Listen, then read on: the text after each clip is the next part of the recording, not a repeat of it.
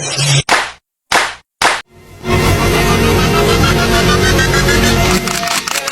dalam memberantas korupsi.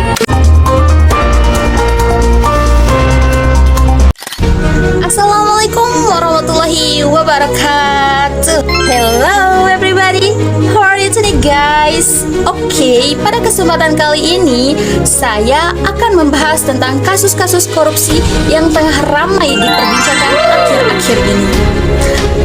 Tapi sebelum itu, let me introduce myself and then my name is bayar pajak dikorupsi, bayar zakat dikorupsi, dan ironisnya lagi, kuota haji pun dikorupsi.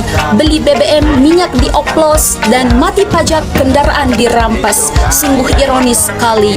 Bersama saya Halimatus Sadiah dari Sekolah Tinggi Agama Islam Al-Amin, Gresik, Kediri, Lombok Barat, Fakultas Tarbiyah, Program Studi Pendidikan Guru Madrasah Ibtidaiyah akan mengulik kebenaran di balik kasus korupsi kuota haji ini. Jadi, let's watch the news together guys. Kalian masih ingat nggak berita kasus korupsi kuota haji yang bikin 8.400 jamaah haji yang antri 14 tahun gagal berangkat? Coba kalian bayangin, nunggu 14 tahun, terus gagal berangkat. Padahal nunggu buat ibadah, tapi gagalnya gara-gara korupsi.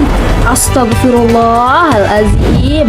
Komisi Pemberantasan Korupsi (KPK) telah mengintensifkan penyidikan dugaan korupsi terkait anggaran kuota haji tahun 2024 yang kini sudah memasuki kasus penyelenggaraan haji tahun 2025. Ternyata kasus ini berpusat pada anggaran kuota per tahunnya.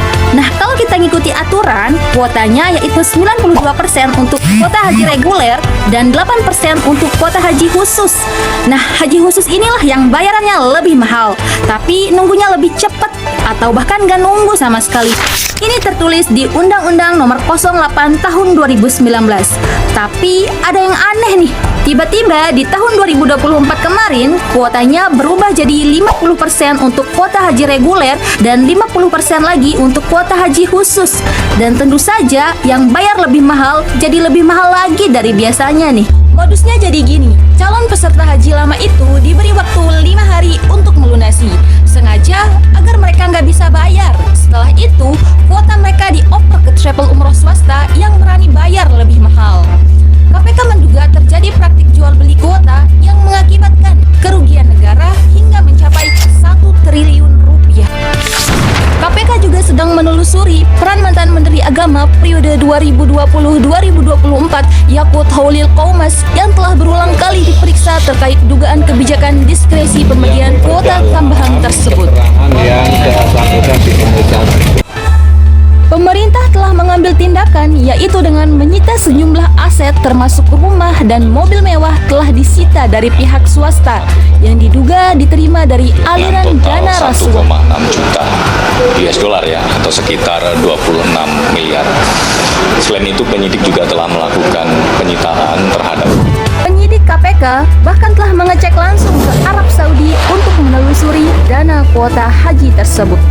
Meskipun penyidikan berjalan masif sejak dilaporkan Indonesian Corruption Watch (ICW) pada Agustus 2025, hingga kini KPK belum menetapkan tersangka. Jadi teman-teman semua, itulah sedikit pembahasan terkait dugaan-dugaan korupsi yang terjadi di Indonesia pada tahun 2025 ini. Kemudian, adapun tugas atau tindakan yang bisa kita ambil sebagai mahasiswa adalah dengan cara menolak suap sekecil apapun, tetap jujur, tetap amanah dalam menjalankan setiap aktivitas. Dan tentu saja, kita harus mulai dari diri kita sendiri dulu. Karena melawan korupsi itu bukan cuma tugas KPK, melainkan tugas kita bersama. Oke. Sekian dari saya. Wassalamualaikum warahmatullahi wabarakatuh. Thanks for watching guys, and then bye-bye. Yang masih berdiri, bendera makin tinggi, berdiri pagi ini maka